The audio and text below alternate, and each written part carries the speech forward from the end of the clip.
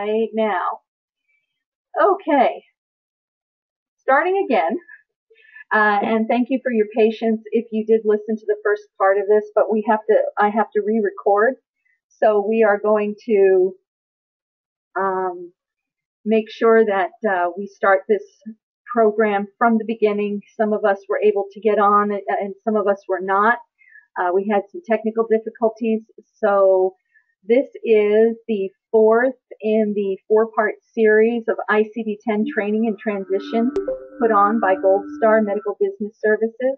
I'm Lisa Majeski. I'm the president of Gold Star Medical.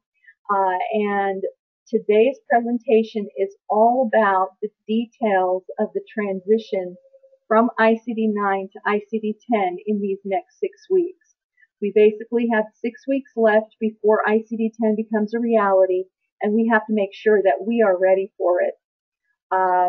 And there are a few things that we don't really have a lot of control over that we just need to put aside and not worry about. And the things that right now we don't have a lot of control over are what is going to happen once claims leave our possession, so to speak, and end up at the clearinghouse and end up at the carrier. They say the clearinghouses are telling us that they're ready for ICD-10. The carriers are telling us that they're ready for ICD-10. But the bottom line is until claims begin to be sent over to the clearinghouses and the carriers for real, we're just not going to know. We're simply not going to know if they're truly ready. We've done some testing, and we're finding out that there are some glitches. We have one clearinghouse we submitted test claims to, and some of the ICD-10 codes came back rejected as invalid codes, and they're not. They're not invalid codes. It's just that they're not correctly configured in the clearinghouse system, and the clearinghouse is working on fixing those bugs. The bottom line is, as much testing as we can do now is going to be better, because let's take our one office that's doing testing. Of course, we have more than one that are doing testing, but this one particular office that did testing, and multiply it by the thousands and thousands and thousands of offices that will be sending claims for real on October 1st.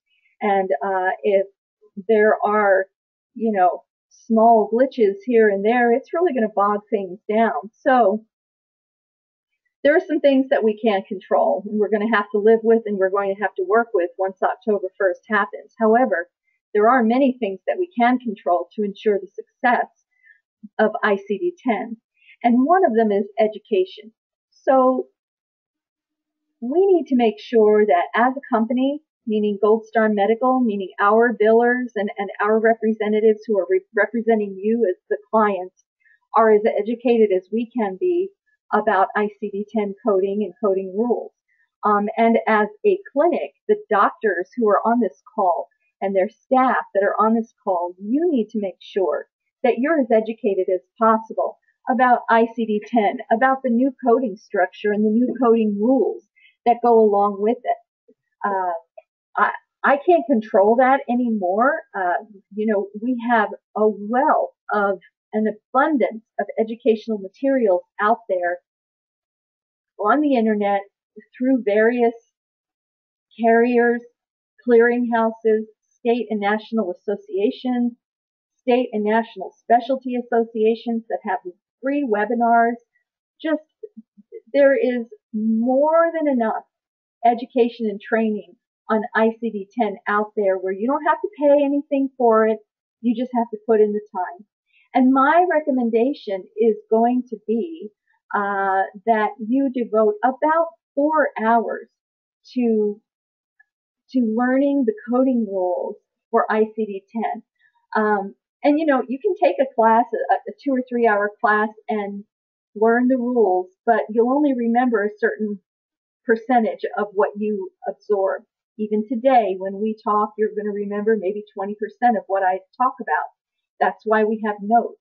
And so I know for myself personally, every time I attend an ICD-10 seminar, every time I teach ICD-10, I learn more and I become more and more comfortable with it. At this point, I'm probably almost as comfortable with ICD-10 as I was with ICD-9. So anyway, you just need to make sure that you also become as comfortable as possible with ICD-10 and with the coding rules and the changes in the coding structure.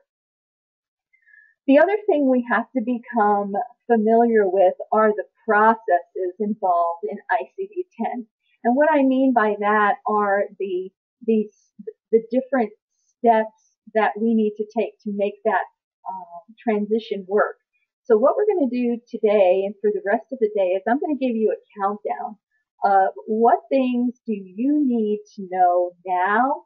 What do we need to have done by the end of the month? What needs to be done in September, the first part of September, and the latter part of September to make sure that you are fully prepared as an office and as billers for the ICD-10 transition. So here's what you should already have done by now.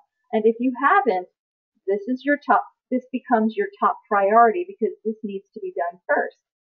So by now, your practice management software should have been updated with the ICD-10 code set and uploaded to your database. If you have not done that yet, if you have not gotten the latest update of your ICD-10 software placed into your practice management software program, you need to get with your software vendor immediately and have that done. And remember, before you do any kind of an update, make sure you back up your systems, especially if your software is a server-based software, and have that backup done and then upload the code set. And if that is going to require you to have bigger computers and faster computers in order to accommodate all of those extra codes, you've got to get on that right away. The other thing that you need to have done by now is mapped over your top 25 to 50 codes from ICD-9 to 10. We talked about this in previous classes, and what I'm talking about is everybody has their favorite codes that they use in their own specialty, in their own profession. There are certain conditions that you see frequently. You see the patients frequently with these conditions. If you're family practice, you're going to see a lot of hypertension. You're going to see a lot of type 2 diabetes patients. You're going to see a lot of colds, a lot of flus, a lot of stomach viruses. Those kind of things need to be mapped over now from ICD-9 to ICD-10, okay? And you need to be familiar enough with the process of how to map those codes over. By now, you should also know whether you will need to manually enter those top codes into a favorites list in the software. I know, for example, of 3 or 4 different software programs where the entire database of ICD-10 codes will be uploaded to your software, but there's also a place for you to type in favorites. And this way you don't have to go through the entire 68,000 code set. You can just go to your favorites and it will pick out, the 100 or so favorite codes that you normally use. And then of course, if they're not there, then you can go to the big code set. But at least that will give you the opportunity to find your codes a little bit more quickly. So check with your software. At this point, you should already have done this and make sure that you are manually entering in any ICD-10 codes that you can into your software system. The other thing that you need to have done by now is taken an inventory of what forms and paper documents you're going to need to redo with ICD-10 codes on them. This may include super bills, encounter sheets. Some of you have like a diagnosis code sheet that you check off the codes and give to your coders or your billers so they can update diagnosis codes in the patient accounts. All of that now needs to be converted to the ICD-10 codes and sent over to the printers so that those are ready to go on October 1st.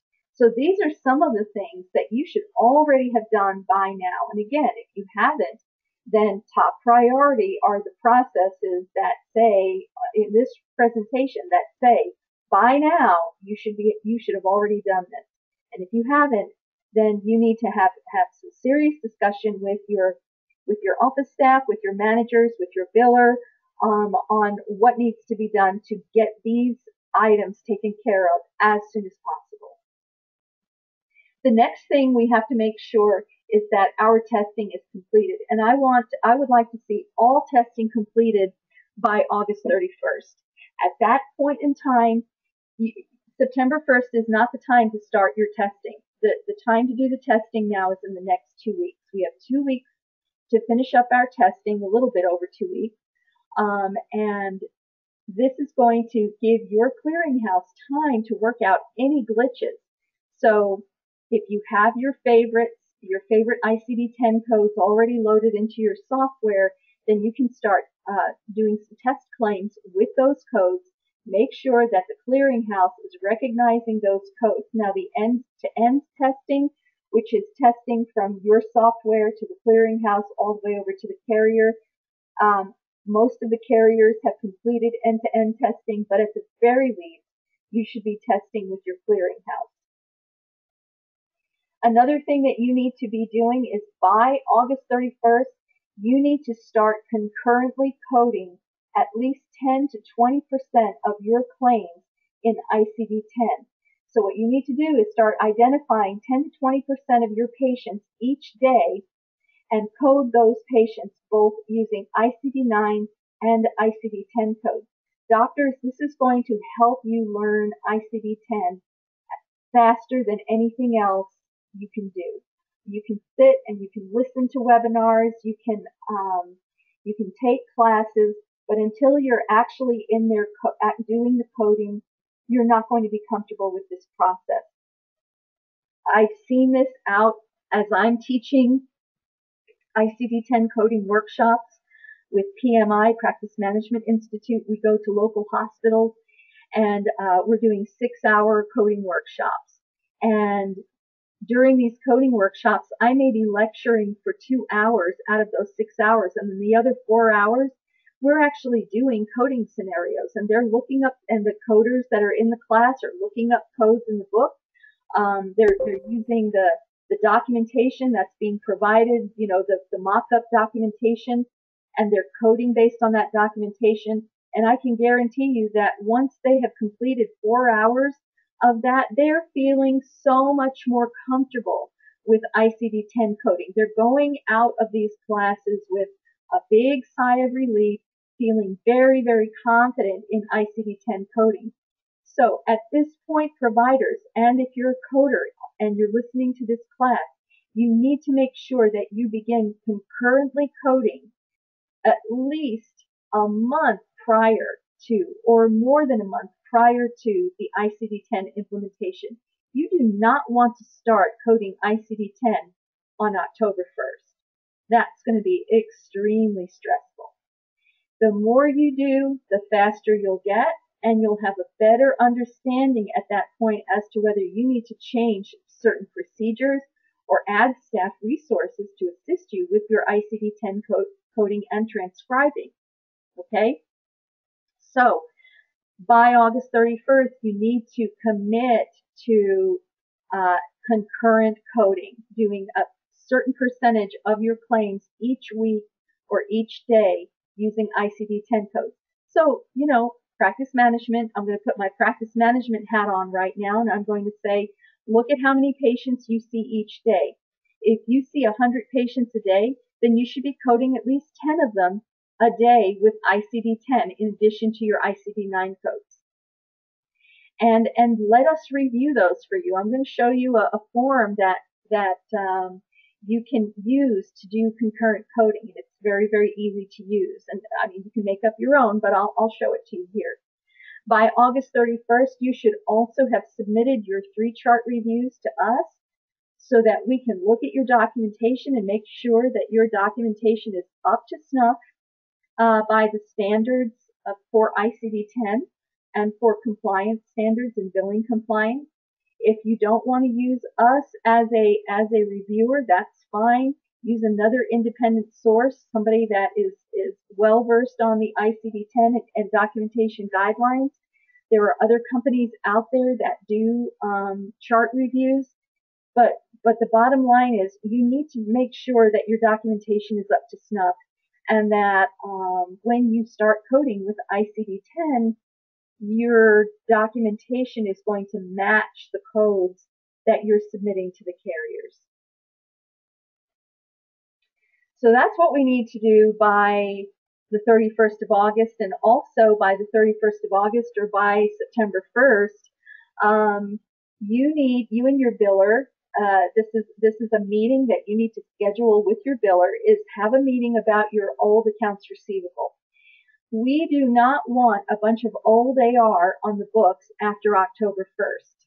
It's going to be very difficult to manage accounts receivable in ICD-9 and ICD-10 concurrently. Number one is it can get very, very confusing from a software standpoint. There's going to have to be switches flipped if we're doing AR work on ICD-9 claims versus AR on ICD-10 claims. The bottom line is if you've got old AR that just needs to be written off, this will be a really good time to do it. Is just make sure that you take care of your old AR, discuss with your biller. Your biller will already know what they feel is just AR that is uncollectible, that just needs to come on off the books, and let's make sure that you have that discussion about the old AR, because between September 1st and September 30th, the billers, our Gold Star billers, are going to be working very hard to keep clean up any AR that they can, so that there's a minimal amount of AR in ICD-9, and this way when ICD-10 comes, they can be concentrating and focusing on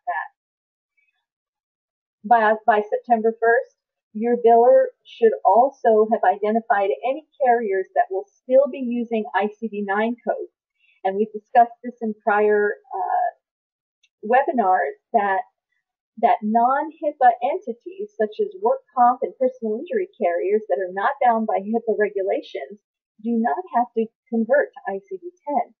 Some of them will and some of them won't. But the bottom line is, if you do personal injury in your practice or work comp in your practice, get with your major carriers and find out, just make a phone call and find out whether they're going to be accepting ICD-10 claims or not, so you'll know and you won't inadvertently bill ICD-10 claims and have then personal injury claims or work comp claims rejected because of that. It's serious, because when you submit a paper claim, which typically our work comp and our PI claims go out on paper, it may take up to 30 days to get anything back.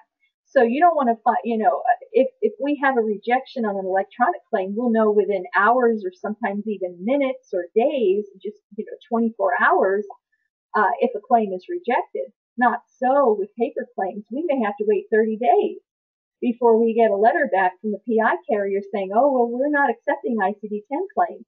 So let's make sure that we be proactive on that and make sure that we know which carriers on the personal injury and work comp side are still going to be using ICD-9 claims.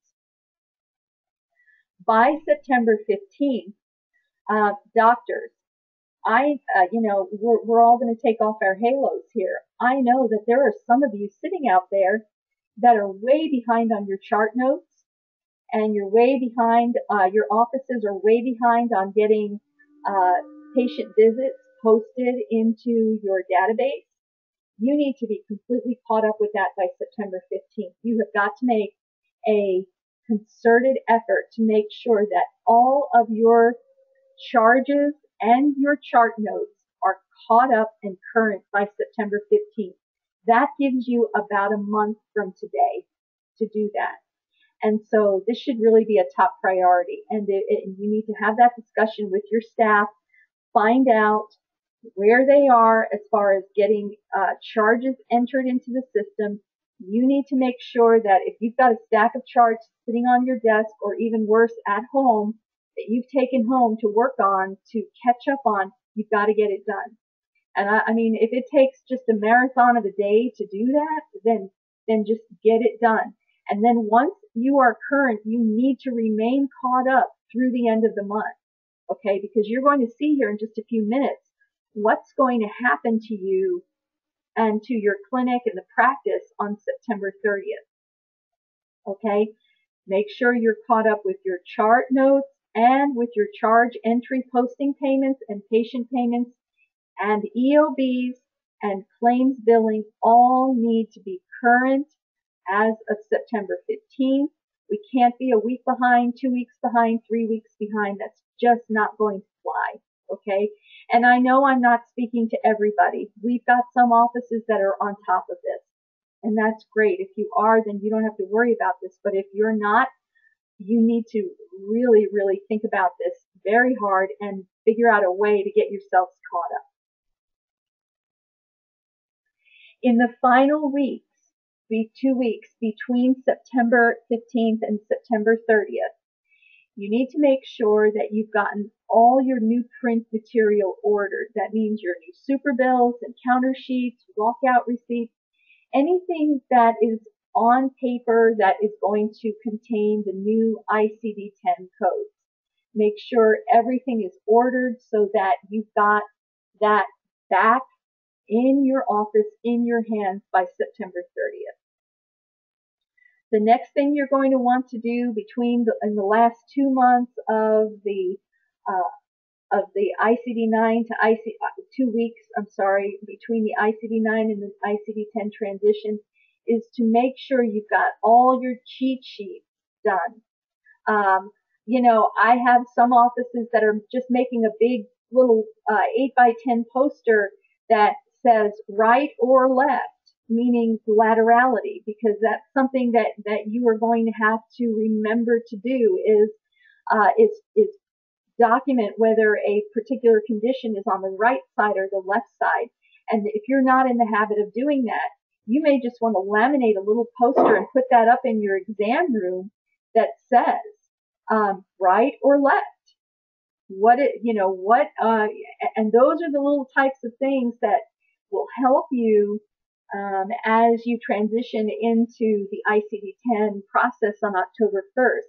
If you have a cheat sheet of your favorite codes, type them up and you can get them on one page, type them up and laminate them and put them in your treatment rooms so you can have a quick reference guide of your favorite ICD-10 codes.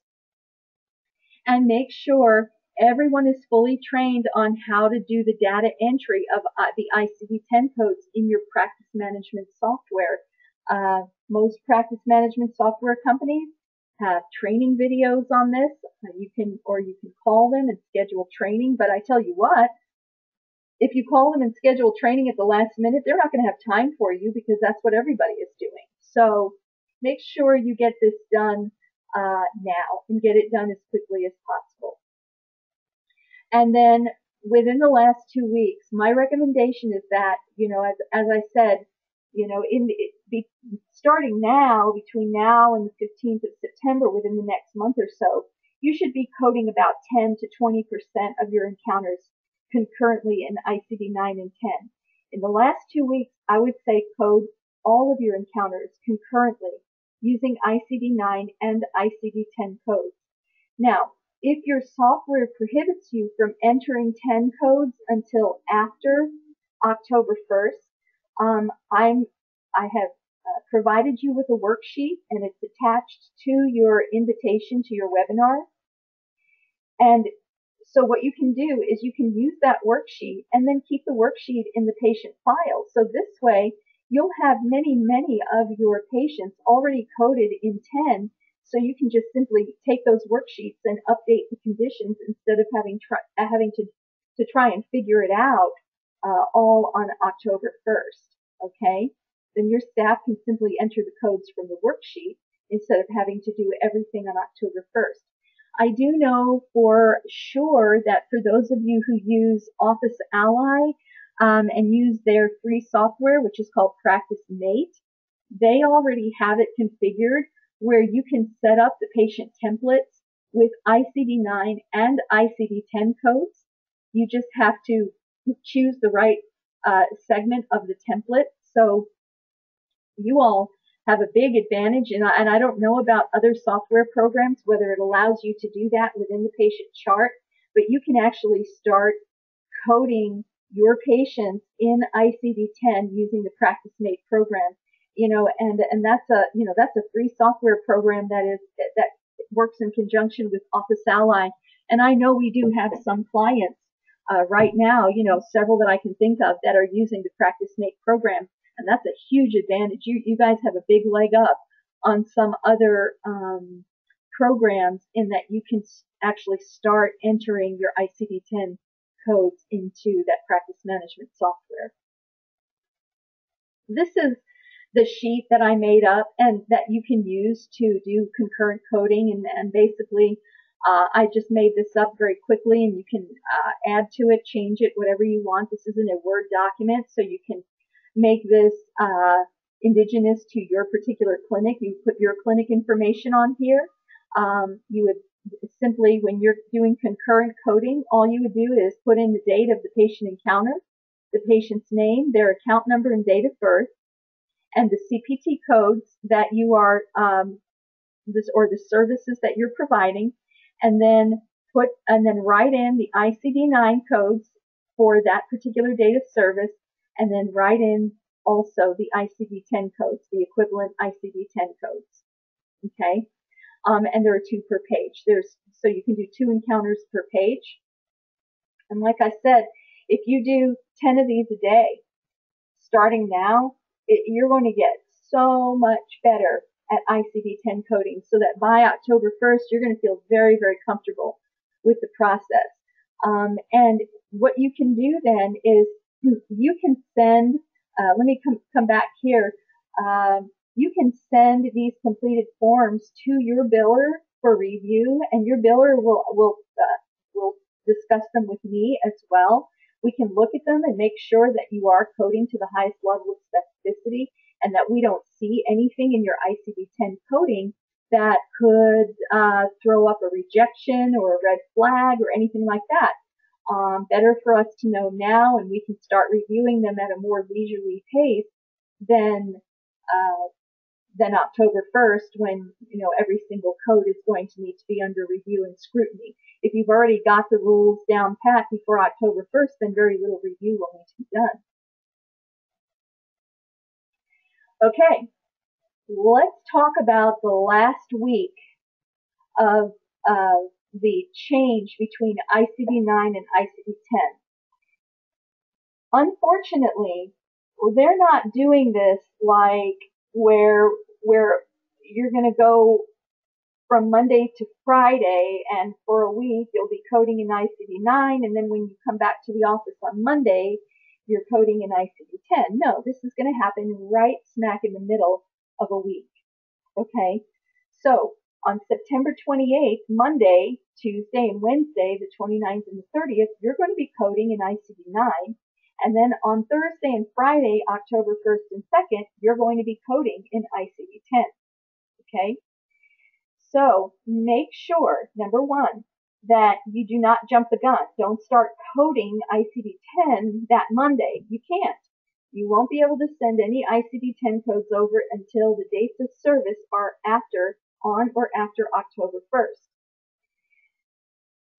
Once you have completed your day on September 30th, nobody goes home until every charge is entered and every ICD code is in. Now, if you get a new patient on September 30th, you're going to have to code that new patient in ICD-9, and then on October 1st, you're going to have to code them in ICD-10.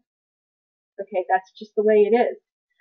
So, and if you have patients that are in the middle of treatment plans, you're going to have to be coding them in ICD-9 for the first half of the week and ICD-10 for the second half of the week. So that means on Thursday and Friday, you'll be posting with ICD-10 codes, okay? Which means that every patient's condition, and for those of you who use Eclipse, that's your conditions tab, but every practice management software has a condition template where you enter in diagnosis codes. So basically, on Thursday, every single patient is going to have ICD-10 codes in their condition. Do not post any charges until you have updated the diagnosis codes.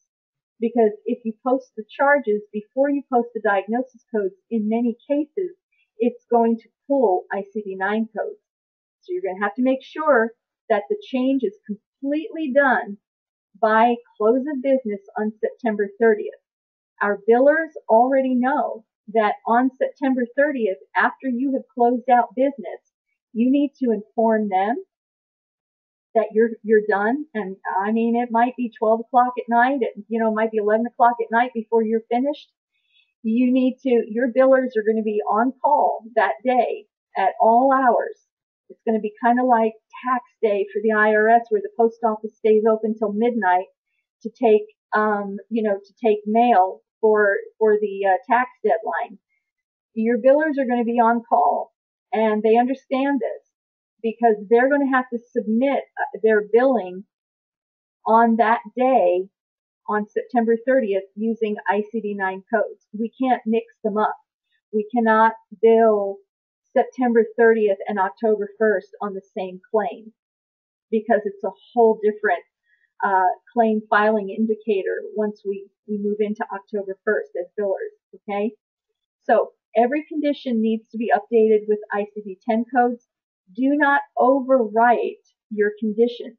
Always add a new condition, because we still may need those ICD-9 codes for any rebills or appeals that we do from dates of service prior to October 1st. Okay? So this is all going to be very important in this whole transition process, that you handle correctly. On September 30th, after close of business, our billers will submit claims and will submit a final set of claims with ICD-9 codes. On October 1st or October 2nd, after close of business, we will submit our first batch of claims with ICD-10 codes. And we are going to continue to bill either daily or every other day, depending on your practice volume, until we know that all the glitches are worked out. Because, a lot of times we bill weekly, or we bill, even for smaller practices, we may bill every 2 weeks. We may bill every 10 days. Sometimes we bill twice a week. But during this process, between the 1st and the 15th of October, we're probably going to be billing out claims daily, just to make sure that if there are a lot of errors, we can send those back to you and you're not completely overwhelmed and overrun with them. We want you to be able to handle them on a daily basis. What that means, though, is during this period of time between October 1st and, let's say, October 15th, and hopefully it won't go any farther than that, because by that time we'll have worked out the glitches, you need to be checking your messages daily to see if there are any errors that need to be fixed on your end, whether it is diagnosis coding errors, level of specificity errors, whatever the case might be. We've got to make sure that we're handling this on a daily basis and really staying on top of it. Our billers need to stay on top of it, and you as a clinic need to stay on top of it as well. And we are going to ask you to please respond promptly to requests for corrections. I know this is going to be overwhelming. It's going to be overwhelming for everybody, but we will try to give this to you in bite-sized pieces, and you're going to have to do your part to keep up with the issues and the requests for corrections that may be coming through. Again, if you start this now, if you start concurrently doing your ICD-10 coding on a certain percentage of your patients, we can work out some of these bugs ahead of time. Finally, the last thing that I want to discuss with you is the whole issue of whether you feel you're going to need additional help through this process, and maybe even permanently, okay? Number one is that we know that the increase in the specificity of ICD-10 codes is going to increase, as a provider, is going to increase your documentation requirements tremendously, okay? And some of you may already feel like, I mean, I know I talk with doctors and they say I'm charting until 8 or 9 o'clock at night. I'm taking charts home with me. I don't, as it is now, I don't have a life. What's it going to be like with ICD-10? Because the charting is going to have to be even more specific than it was in ICD-9. These are a few suggestions, okay? And then these are things that you need to think about and you need to mull over very seriously and decide if you need to start changing the way you do things in order to allow yourself the ability to run with ICD-10. Number one is if you are still doing, handwritten notes, you may want to consider going to an EHR system. That's one possibility. Another possibility, and I know many, many, many medical offices, especially the larger clinics, okay, are hiring scribes or medical assistants who basically will be following the provider from room to room. We're seeing a lot of providers now having their practice management software or their EHR software loaded up onto computer screens in the treatment rooms. The scribes sit at the desk or over by the computer screen, and as the doctor is performing the service, they are basically dictating to the scribes the services they're doing, the laterality, everything, and the scribes are entering that documentation into the EHR. Then at the end of the day, all the provider has to do is go through those notes, make sure, verify the accuracy of them, and sign the chart. It does cost a little bit more money, obviously, to do that. However, there are programs out there, tech schools that have medical assistant programs with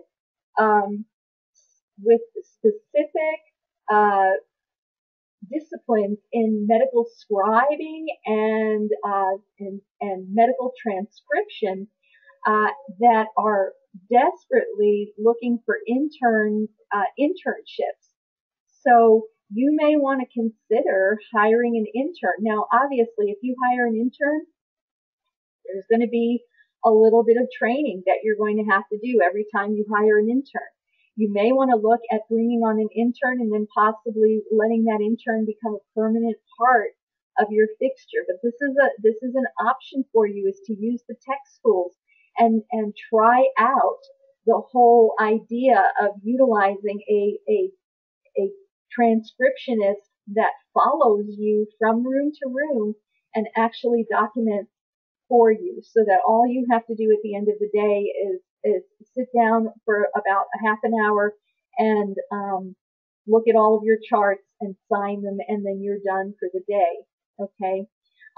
With that said, you may want to consider adding workstations in your treatment rooms so you can complete the charting at the same time you see the patient. If you're not as high of a volume practice, and maybe you can do this on your own, there are a lot of programs out there where you can very quickly be doing your charting right there in the treatment room yourself. But the bottom line is you're going to have to figure out ways to stop taking your charts home at night, or figure out ways to stop having to stay hours and hours after you have finished your day to finish your charts, because that's just no way to live. So let's brainstorm on this. If you need to talk to me about it, or you have a practice management coach that you need to talk to about this, please make sure you're having that conversation with them, okay? Another thing that you may need help with is just help with the data entry portion of it in the beginning, and hiring maybe some temp help to help you with keying in the new diagnosis codes and setting up the new super bills and the encounter sheets. You just may need to hire somebody temporarily to do that, and just get that done. So this is, and the other thing that I want to encourage you to do is to begin to meet regularly as a team, you and your staff and your biller.